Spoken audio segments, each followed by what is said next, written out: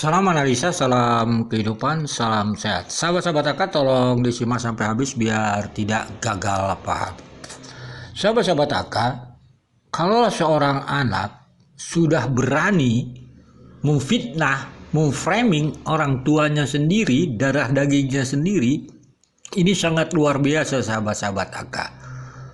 Tidak tertutup kemungkinan yang bukan darah daging dia pun dia akan sanggup untuk memframing dan memfitnahnya sahabat-sahabat AK. Karena bayangkan, orang tuanya saja dia mampu berbuat durhaka, memfitnah atau memframingnya. Apalagi kepada orang lain.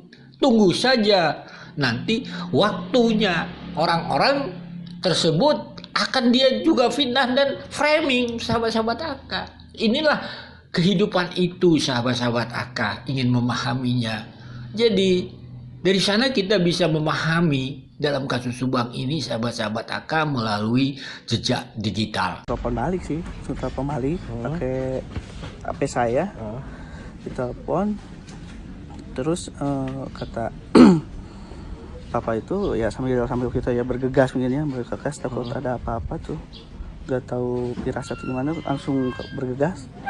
Katanya tuh si papa di telepon tuh Amel sama Innalillahi wa inna ilaihi raji'un, sama mama itu udah meninggal. Bapak ditelepon balik sama Ayoris, ada bapak bilang innalillahi bapak. Ayoris atau Yanti bapak? Enggak bilang. Nggak pernah bilang ya pak ya? Nggak bilang. Hari ini berita acara tambahan lagi. Ada 16 pertanyaan untuk Pak Yosep berkaitan dengan pagi hari log telepon.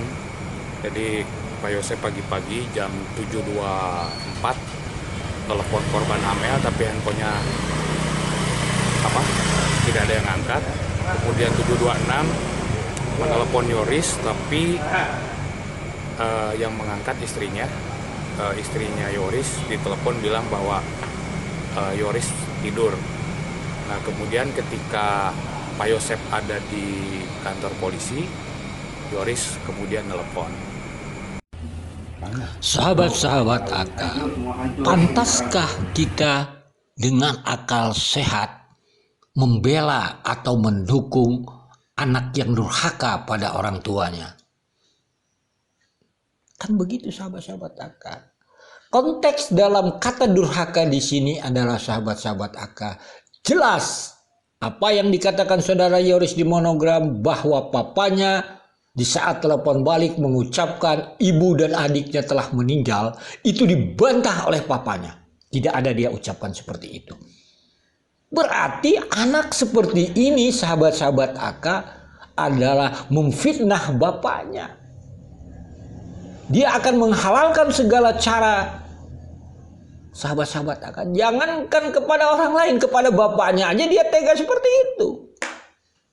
Sahabat-sahabat akan. Jadi kita tidak membahas lagi benarkah ucapan Yoris atau benarkan kepada ucapan Yosep. Perdebatan bukan di sana. Tetapi perdebatannya kita menerima ucapan saudara Yosep tidak pernah mengatakan seperti itu. Sahabat-sahabat AK. Karena saudara Yosep saat ditelepon balik masih ada di kantor polisi. Nah, sahabat AK untuk memperkuat meyakini bahwa anak tersebut adalah, lihat di awal juga Yoris ingin menutup sekolah, bapaknya ingin membuka. Apa yang terjadi? Seolah-olah bapaknya akan di-framing oleh netizen dan sebagainya, ingin merebut kekuasaan.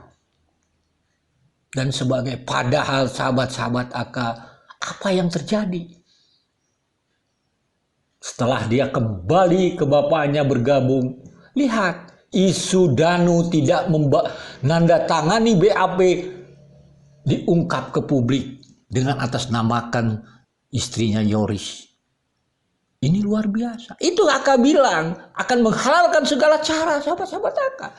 Orang-orang yang sudah durhaka terhadap orang tuanya. Tidak hanya terhenti di sana sahabat-sahabat AK. Lihat kasus Danu disuruh jaga TKP. Persiban Pol, apa yang terjadi? Ternyata mengambil motor Yoris. Jadi sahabat-sahabat AK, rangkaian-rangkaian peristiwa itu kita tidak usah bicara yang tidak ada di publik. Bagaimana itu rekaman video dia durhaka kepada orang tuanya. AK bisa bukti. Ini kita bicara di digital sahabat-sahabat AK. Ini luar biasa saksi Yoris ini. Lalu bagi kita yang berakal sehat, masihkah percaya ucapan-ucapan dia yang terdahulu? Tentang misalnya tanggal 19 sore papanya dengan ini masuk ke TKP. Tetapi hanya dia sendiri yang tahu, yang lainnya tidak tahu. Begitu juga dia cerita tentang mobil Yaris ada dibawa celuruk dan sebagainya. Padahal Kades juga tahu, ada lihat di tempat Kades ada di mana Lilis.